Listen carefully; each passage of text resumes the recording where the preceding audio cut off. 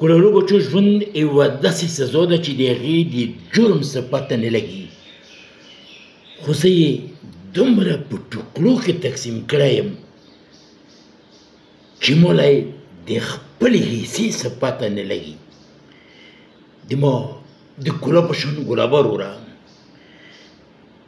موږ په مذهبي نقطه نظر سره خو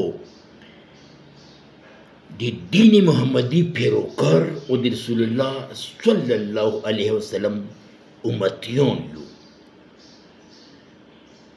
او د موږ د عبادت تصورات دی عکس کعبه شریف ده.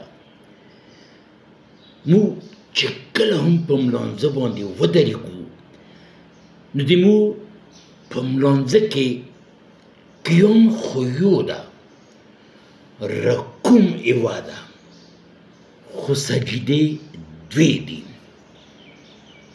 دا سجدې دوې ویلې دي، لږ به په دغې باندې رڼا واچوو.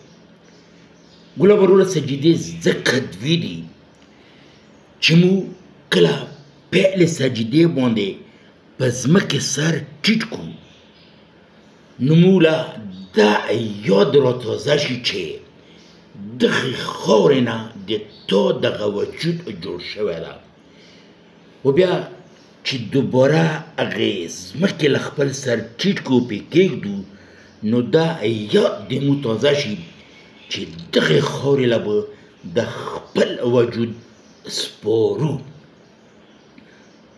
نو ګلالو بچو د دواړو سجدو په منځ کې لږ غوندې وقفه شته، و دغه وقفه د موږ او د تاسو د دغې دنیا عمر ده.